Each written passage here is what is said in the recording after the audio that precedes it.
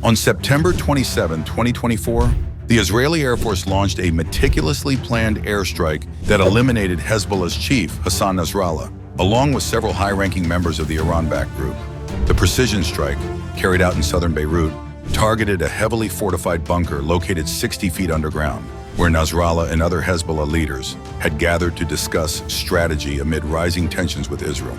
The airstrike, targeting one of the most secretive and fortified locations in Lebanon, is one of the most significant Israeli military actions in recent memory, potentially reshaping the geopolitical landscape of the Middle East. The operation that killed Nasrallah, leader of the Iran-backed Hezbollah group, was not a spur-of-the-moment strike. Israeli intelligence agencies, in coordination with foreign counterparts, meticulously gathered information about Hezbollah's leadership for over 2 decades. These efforts intensified as Nasrallah emerged as one of Israel's most wanted targets, following Hezbollah's involvement in numerous attacks on Israeli and Jewish targets worldwide. On the day of the strike, Nasrallah had gathered with other high-ranking Hezbollah commanders in a heavily fortified bunker in southern Beirut to discuss strategies against Israel. According to a report from the Wall Street Journal, Nasrallah and his commanders were under pressure from Iran to avoid immediate retaliation, even as tensions between Hezbollah and Israel reached a fever pitch. The bunker, designed to withstand substantial military assaults, was buried deep underground, reinforcing the illusion of invulnerability. However, Israeli military intelligence had been carefully tracking Nasrallah's movements for years, identifying moments when Hezbollah's top brass deviated from their routine, a telltale sign of strategic gatherings. The strike on Nasrallah's bunker was carried out using highly specialized bunker-busting bombs. These bombs, designed to pierce through 60 feet of earth in reinforced concrete, were dropped by Israeli fighter jets in a series of timed explosions. This ensured that each subsequent bomb dug deeper into the ground until the bunker's defenses were shattered. Israeli forces dropped 80 tons of these bombs, capable of piercing through 30 meters of earth or 6 meters of reinforced concrete. The design of these munitions harks back to World War II, specifically the German-engineered Röchling shells, adapted and improved over the decades.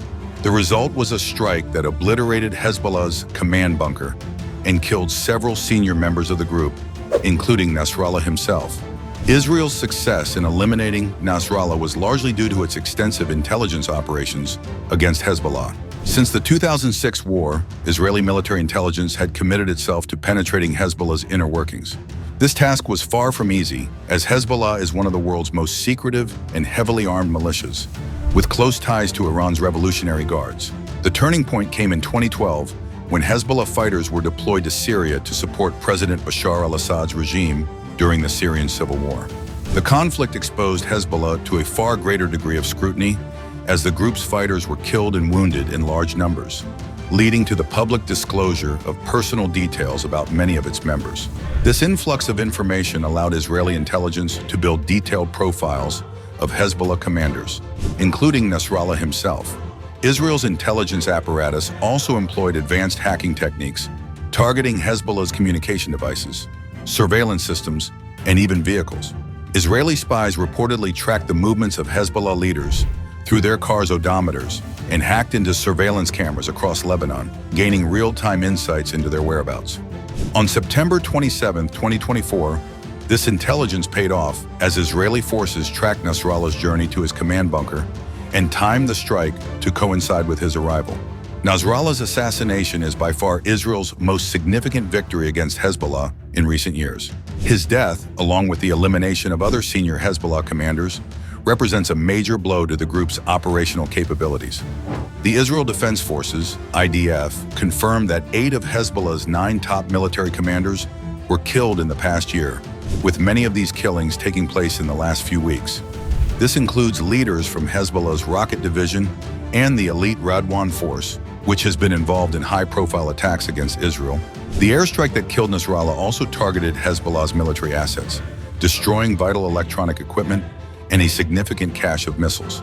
This disruption of Hezbollah's infrastructure, coupled with the loss of its senior leadership, leaves the group vulnerable at a time when it faces growing pressure from both Israel and its Iranian backers. Hezbollah has yet to formally announce how Nasrallah died, but Lebanese medical and security sources told Reuters that the terror leader's body was recovered intact, suggesting that he died from blunt trauma caused by the blast rather than direct wounds. The assassination of Hassan Nasrallah is likely to escalate tensions between Israel and Hezbollah, as well as their regional allies. Hezbollah, which has vowed revenge for Nasrallah's death, has been a key player in the ongoing conflict between Israel and Iran. For decades, Nasrallah was the face of Hezbollah's resistance against Israel, leading a militia that boasts tens of thousands of fighters and an arsenal of rockets capable of reaching deep into Israeli territory.